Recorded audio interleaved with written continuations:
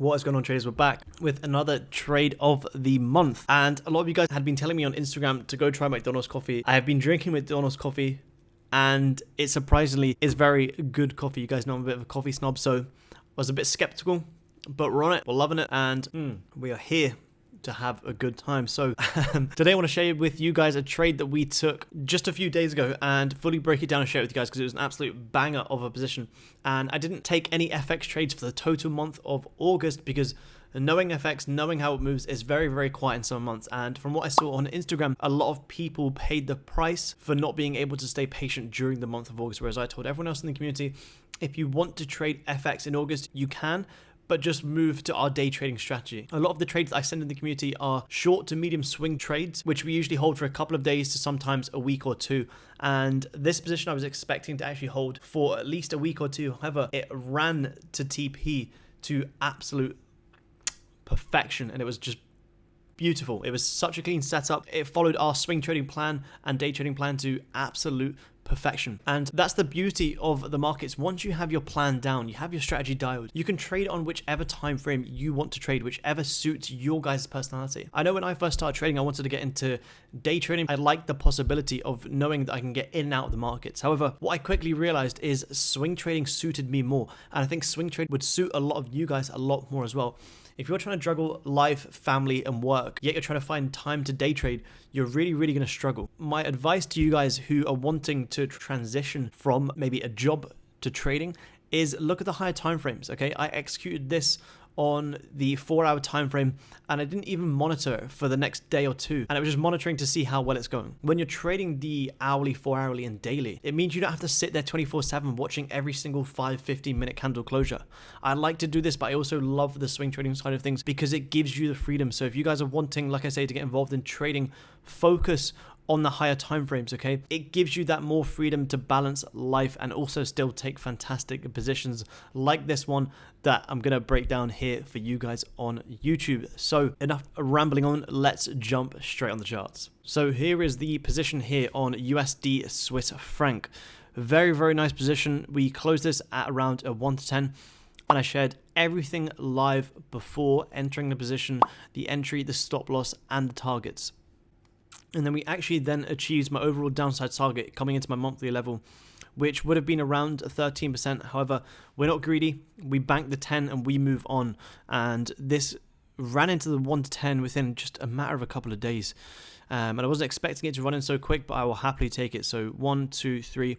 3 days that you've just banked a 1 to 10, not even really needing to be stuck on the charts looking at the position. Now, let me run you guys over why I entered where I did. So if you guys are new to the channel, please check out my other trade breakdowns. But if you've been a subscriber, you already know that I never trade double tops or double bottoms, and I never recommend you guys to do the same either.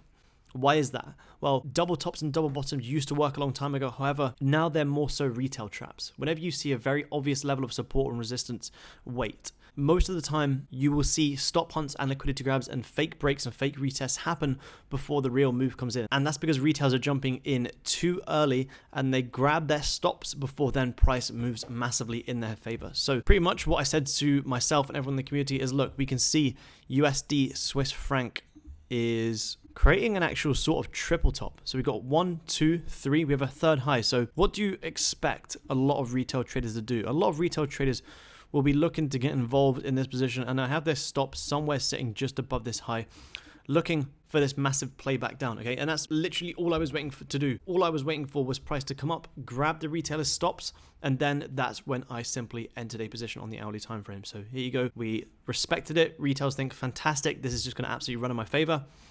And look, we come back up. Retail's like, fine, it's still rejecting, it's respecting. And then bam, retails have been stopped out, and that's exactly there where I got involved on the hourly time frame right here.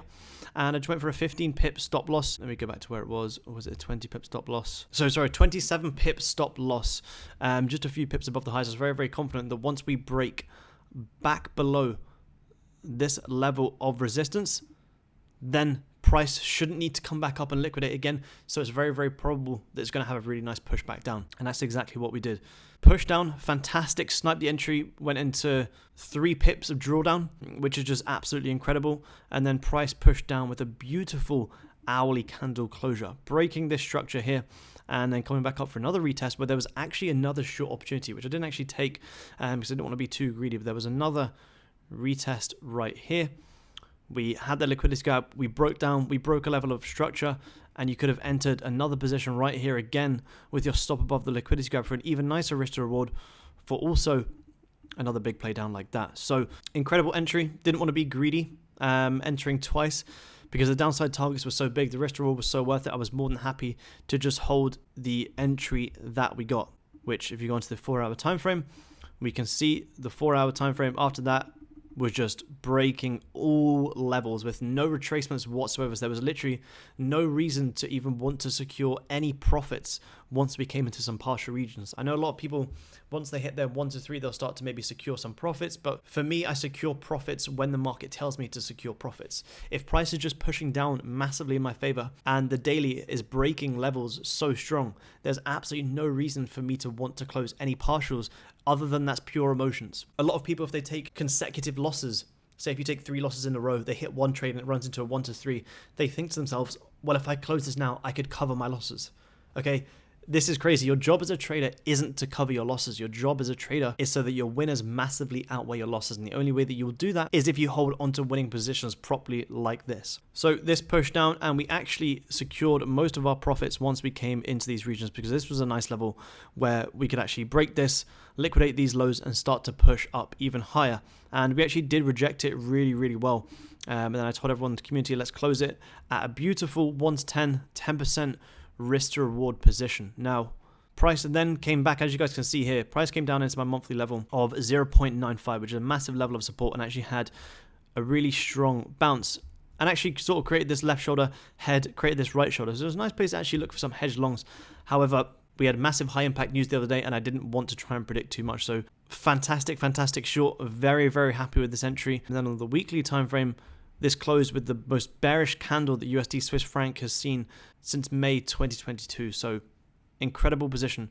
And more importantly, the elements of this position were very, very simple. A lot of people try and overcomplicate things too much. They use too many complex tools when most of the time your success as a trader comes from on-point execution and zero hesitation. Hesitation kills traders. And the only reason you hesitate all the time is either because you're scared to lose money or you don't fully trust your plan or you don't have a plan at all, which is crazy. I get so many people coming to me and saying, Aaron, look, I'm not consistent. I'm not making money. And I say, show me your plan. And they go, I don't have a plan. I'm like, that's crazy. How can you expect to want to be a trader, yet you don't have a plan and you don't have a strategy to follow?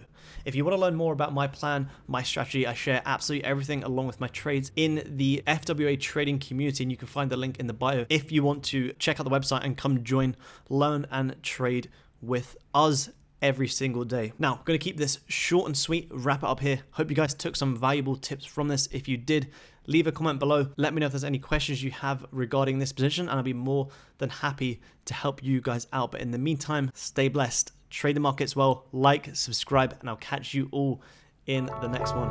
Peace.